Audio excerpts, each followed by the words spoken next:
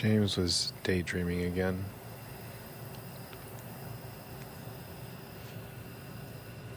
Her eyes blue, or glazed over.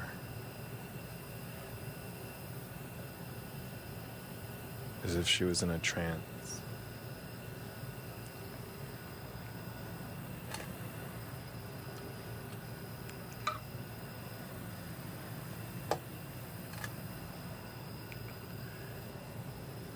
She'd been able to do this since at least a child, as early as she could remember, very young.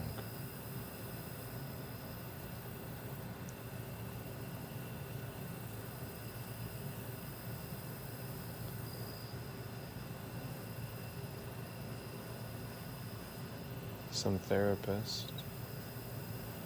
most, would call it coping mechanism. Her parents were driven people, so undoubtedly there's would probably be truth to it, but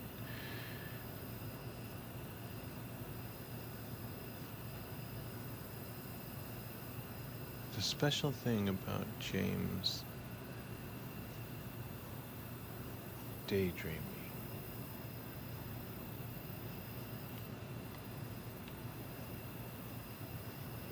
was that she had just instinctively found, or accidentally,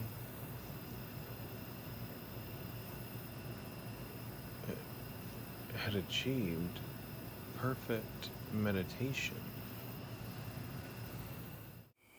Hello, and welcome to Live from My Watch. This is your host, StonerSteve. And tonight we're carrying a torch through the darkness, walking along a rocky path. Thankfully I have my shoes. Until we reach a fairy garden. It's a new neighborhood, and so far it looks like most of the only inhabitants are mushrooms and hedgehogs. I'm here to observe.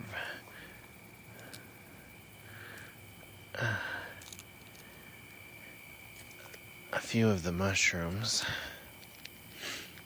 were dying out, so we were cultivating them. I was assisting the hedgehogs in this endeavor in preparation of the fairies moving in. It's a new neighborhood. Oh my god. I think it might have worked. Cool. I was checking on one that I'd installed on this. Well, it won't be a big boulder for a fairy, but just, medium-sized rock to me. Well, great job, hedgehogs. Farewell. Yeah, this will be bustling with life next time I visit. What do you think, Captain Meiji? Commander, I apologize. Yeah, it's for the fairies. Do you think that they will like it? Yeah. I love you. Alright, you're gonna guard it for a little bit? Thank you, Commander. So, Commander Meiji is making friends with the hedgehogs and the mushrooms.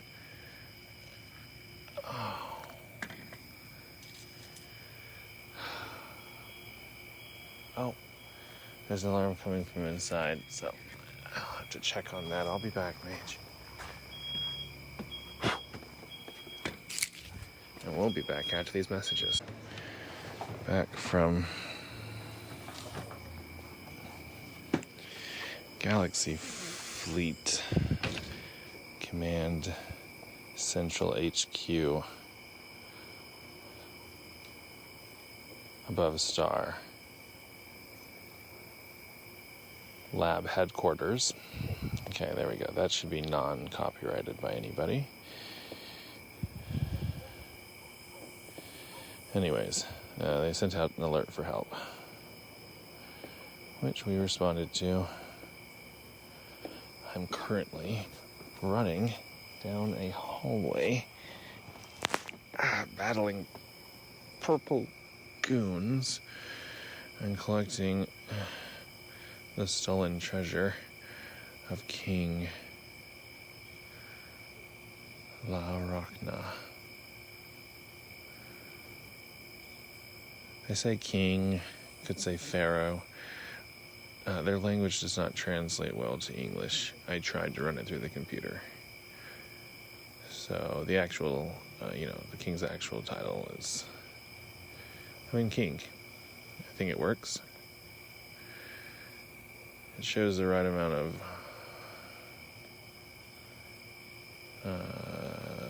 respect for the position, which I think is, although a big, expected,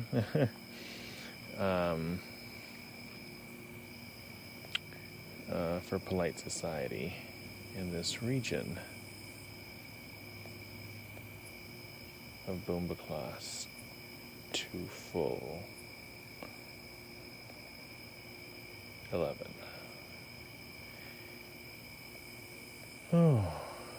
Oh, right. And we just got picked up by their main command ship. I sure hope I haven't finished off this pipe yet. Alright. Do we have a commercial break? Great. We'll return to this story right after this. Does your breath stink in the morning? Mine does too. What should we do about that? Comment below. No, this is not an ad for a product. Tonight's show is brought to you in part by the human nervous system, keeping you alert and on your toes. It's not gasoline, it's Vaseline, the brand that brings you the most nervous gas in the class.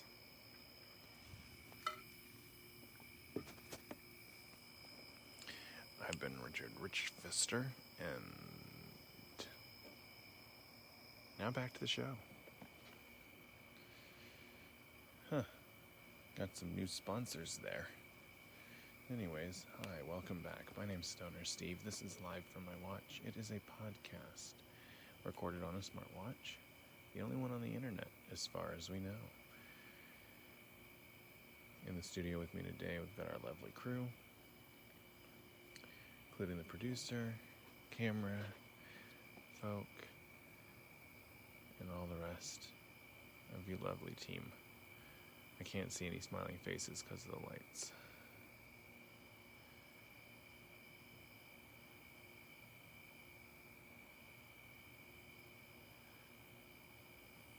We now return to a story already in progress. What do you mean you don't know where the diamond is? Telling you I don't know where the diamond is, man. How can you not know where the diamond is? I'm a cactus, and I don't know where the diamond is. Okay. Well then, I don't know what we're gonna do. Me neither. I'm a cactus. And I have a southern accent, and I don't know why. Well, cactus guy, you're looking sharp today. Don't. That was sad. What happened to your accent? That joke was so sad, I kind of lost my accent. Well, how is the audience going to tell our characters apart? That is not something that this cactus try to understand. That's breaking the fourth wall kind of stuff, man. And as a cactus, I'm just here to grow. But not in this swamp. Amen to that. High five. Almost got me. Thump.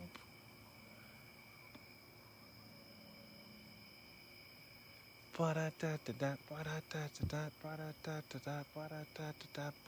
boom, boom, boom. The producer said no more beatboxing.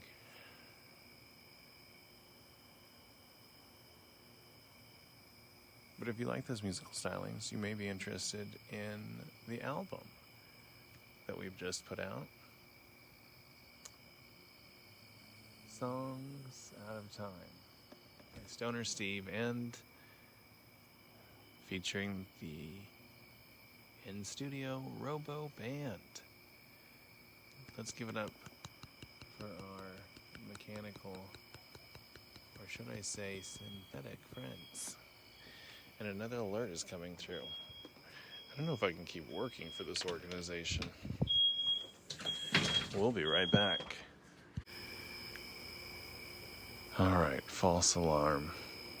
I guess I thought there was a star falling in the Quarflux galaxy, but it was just a very large star cruiser going very close to the planet.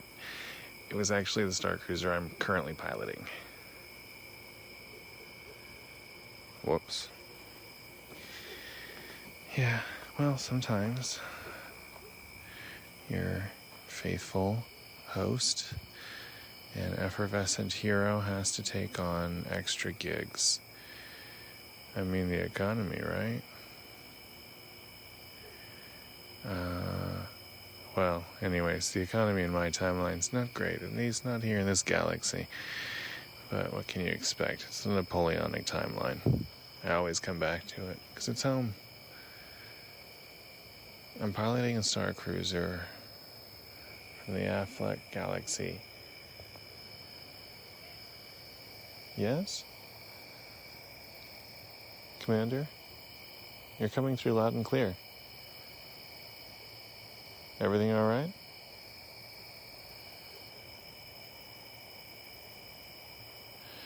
Okay. I was down in the courtyard. It's enclosed, of course. We are in the middle reaches of inner space. So, I mean, the Valorp's speed alone would annihilate you in a moment, like destined.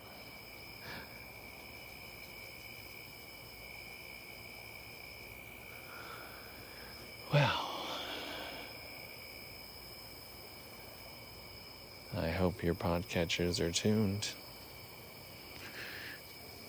because we're beginning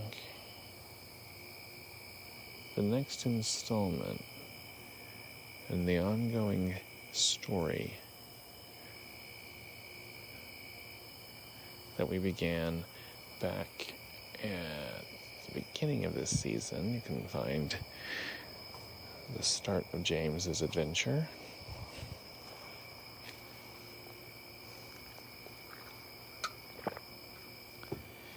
And now we join James as she is coming into consciousness in a timeline other than her own.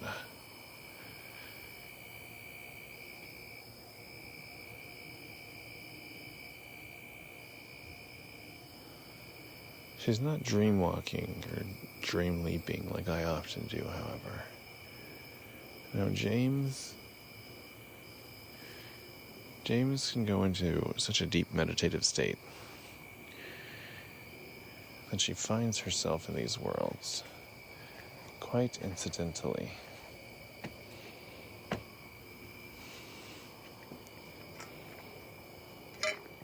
Just when she's daydreaming. It was ironic. But she would put the pieces together soon enough. Something had pulled her to this timeline, called to her, asking for help. Poor James. Everyone wants her help.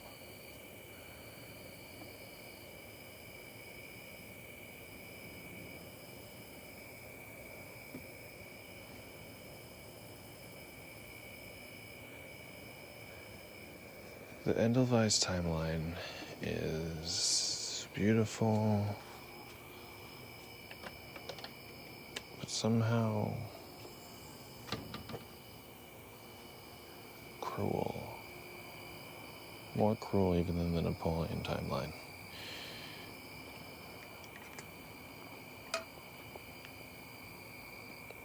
And many say that's very cruel. Others would say it's the middlest of all timelines, and I feel like that is pretty accurate to what I have observed.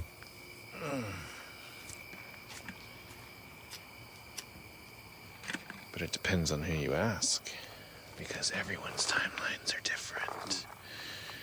Whoa. Is that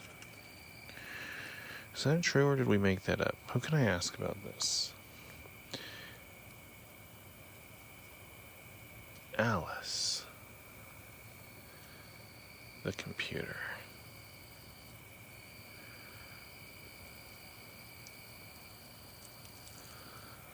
Ah, wonderful.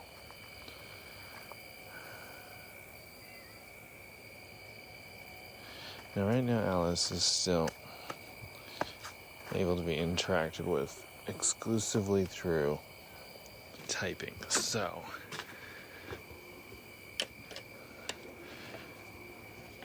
typing sounds. Sorry, I just got this ultra soft keyboard. It's hard to hear. I'll try to boost the volume. Alright. Alice is quick. But while we're waiting for the results of this search,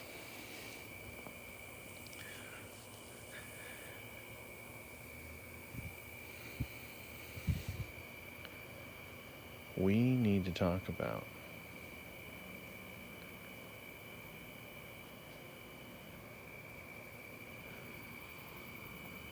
and the results are in. Alice says it's a definite yes, according to some research. Okay, I'm now asking Alice to... what would be the word?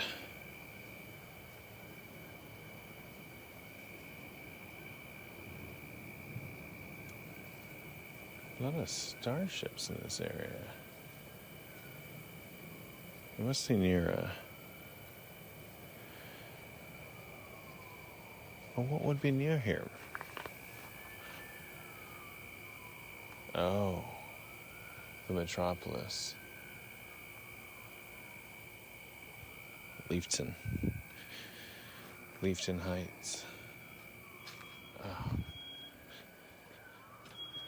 The council calls, and I must answer. Well, most of the passengers are in bed. A few of the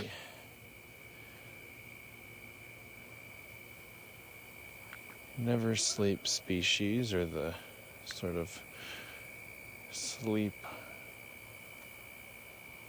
while awake species, like Commander Meiji, you know, the proverbial catnap, if you would. Anyways, some of the passengers of those species are still wandering around. As a captain, it's my job to know these things.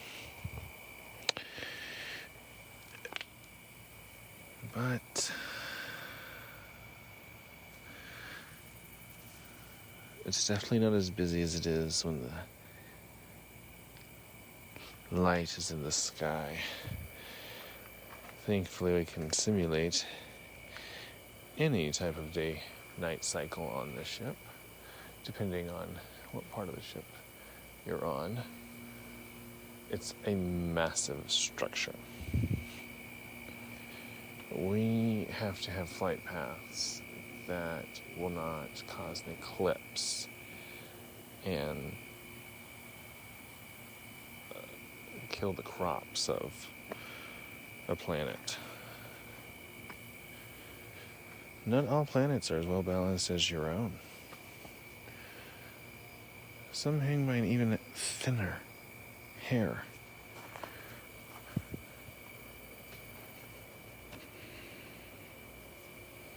Count your blessings, Earthling. It's a propaganda poster that I saw. At a Starbus fleet stop not far from here.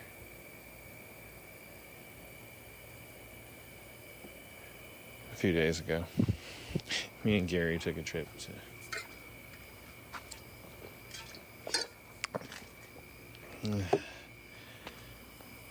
to Las Vegas. It's the new Las Vegas, but they were pretending it was going to be like the last that they'll ever need to be. Even everyone was like, why did we even need a second one? And some people it should be called Dos Vegas. Mostly me, in conversations with Gary over the weekend, but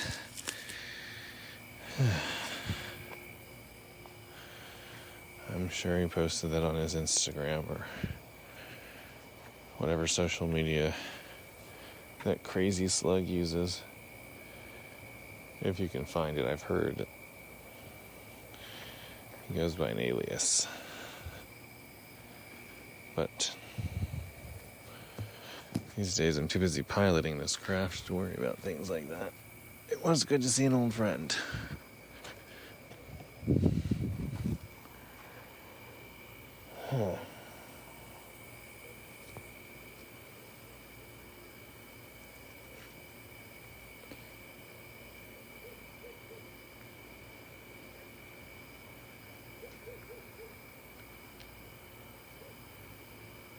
Have you ever met a tobogger? I hadn't until this trip out. Cat-like species,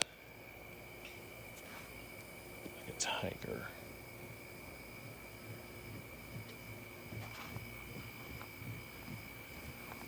Hey, Commander, you want to help me?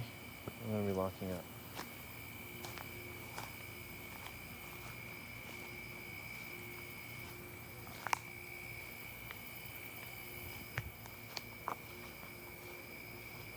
Let's check these. Close these gates down for a day.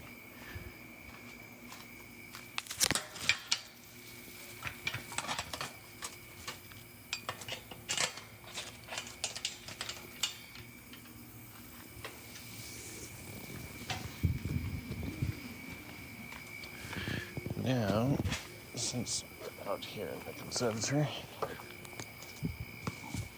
let's water the garden. I try to help out when I can.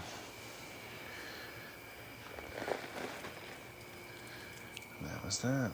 Lovely. I guess they should have the water to this sector after a certain time.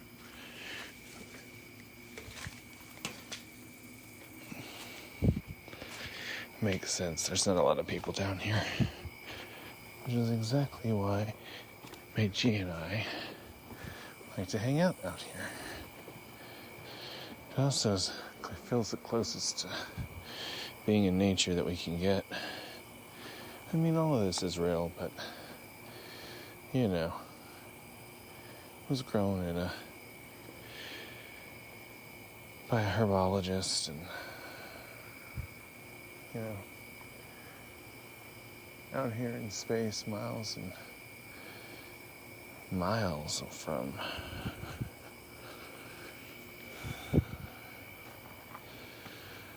light years, buzz light years away from any kind of soil, planetary soil, I should say. It's all imported in or synthetic.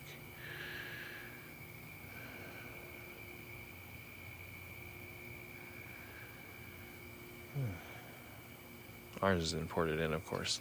This is only the best cruise ship there is. Captain StonerSteve would fly for no one else. But I prattle on because I get bored up here on the bridge, looking out endlessly at the stars.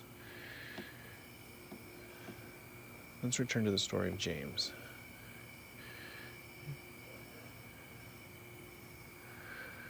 When she met herself, it was a shock.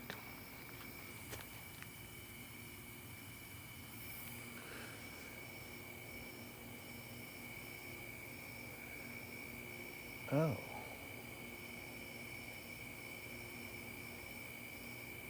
Well, why did I think we would look the same? I don't know, I thought it too. We kind of sound the same. Yeah. I could hear that. Did you call me? No? No, I did.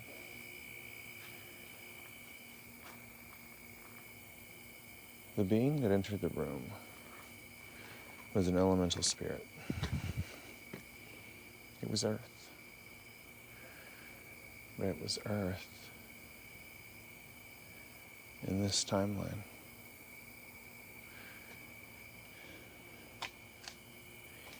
James gasped because, despite the greenish skin tone, this person looked just like her.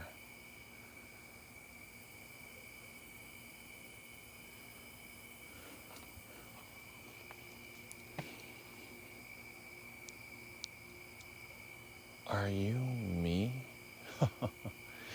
No. That is darling, though. I am the spirit of Earth. And I summoned you here because I need your help, James's. There's something about you two. I don't know what it is.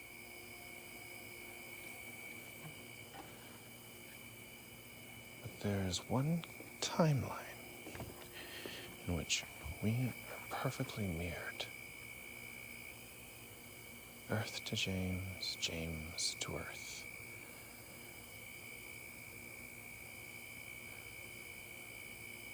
Now this is going to get confusing, so we'll figure out a naming scheme at some other point. But come with me while I explain my plan. She opened a door, revealing a portal with swirling green leaves. Step right in, said Lady Earth.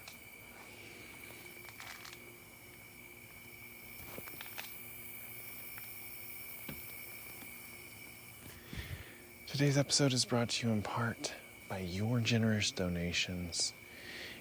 If you got it, share it. Just kidding. Listen. I've really enjoyed having you here. I've been StonerSteve, your captain, and the storyteller. Me and Meiji really do appreciate any donations you could give. We're a very small organization, so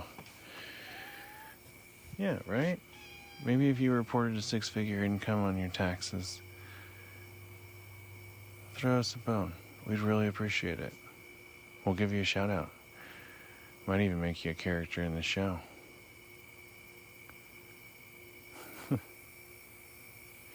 Enough of the advertising. For me and Meiji,